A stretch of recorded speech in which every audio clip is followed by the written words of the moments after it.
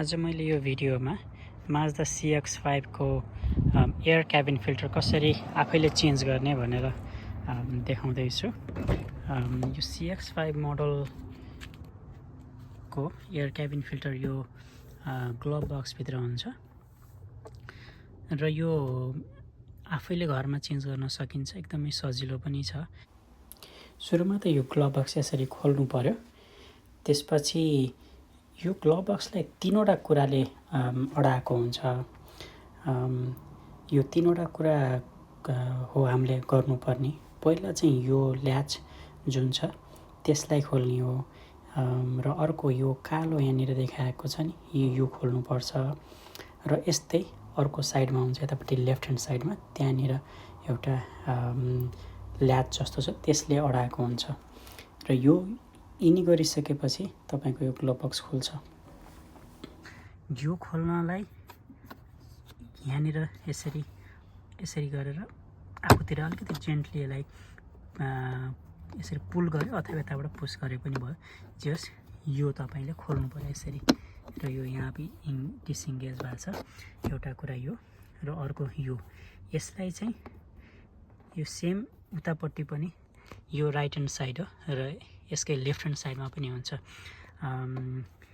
एउटा उपाय चाहिँ यहाँ आफ्नो यसरी हात राखेर अलिकति उतापट्टि यो लेफ्टतिर अलिकति पुस गर्यो भने बिस्तारै यहाँ अलिकति सानो आवाजमा कटक्क गर्छ र यो अलिकति खुलिसकेको छ। यो भित्र अघि लक थियो, अलिकति खुल्यो। यस्तै गरी यता पनि थोरै अब राइटतिर अलिकति पुस गरेर यसरी गर्यो भने त्यहाँ पनि त्यो पनि खुल्यो र यतापट्टि पनि खुल्या छ र यसलाई कुनै बेला अलिकति थोरै नखुल्या हुन सक्छ, तर अलिकति तल ठेल्यो भने यो खुल्छ र यसभित्र हाम्रो एयर फिल्टर चाहिँ यो हो। मैले भर्खरै चेन्ज गरेको हो। यो पार्ट चाहिँ तपाईले किन्न मिल्छ। मैले एमाजोनबाट किने, म लिङ्क हालिदिन्छु। मानौ यो तपाईले चेन्ज गर्नुपर्ने छ, यो पुरानो छ भने यहाँनिर एउटा यो नब हुन्छ, यो ल्याच हुन्छ, यसलाई अलिकति माथि पुस गरेर आफूतिर पुल गर्यो भने यो यसरी खोल्न मिल्छ, यसरी तान्न मिल्छ र यो ब्रान्ड न्यू हो, त्यही भएर यो सफा छ। युजली यदि फोर छ भने चाहिँ चेन्ज गर्ने हो, तर सफा छ भने परेन पनि। सपोज यो तपाईले नयाँ राख्दै हुनुहुन्छ भने अब यसलाई यहाँनिर यो बक्समा हाल्ने हो। ध्यान दिनुपर्ने कुरा के हो भने यहाँनिर यो एयर फ्लो लेखेको छ नि, त्यो चाहिँ तलपट्टि देखाएको छ भन्नुको अर्थ यसलाई हामीले राख्दाखेरि चाहिँ यसलाई यो एयर फ्लो तल हुने गरी देखाइदिनु पर्यो। हुन त अर्को यत्तिकै हाल्नु पनि मिल्दैन होला पक्कै रङ साइडबाट, किनभने यो ल्याच तल हुने भएको भएर।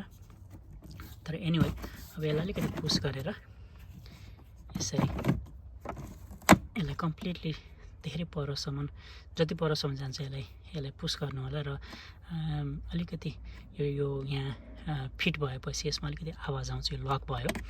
अब यो आउँदैन।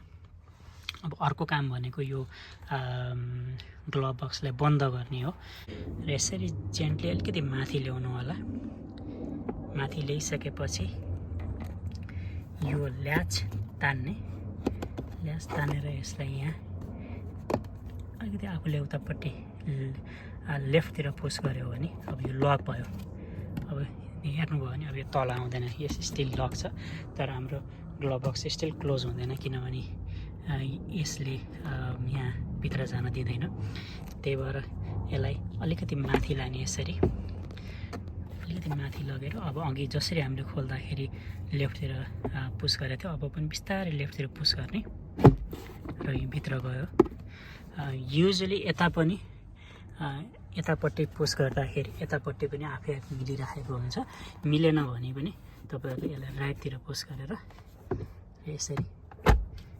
यसरी बन्द गर्न सक्नुहुन्छ र यति गरेपछि तपाईको एयर क्याबिन फिल्टर चेन्ज भयो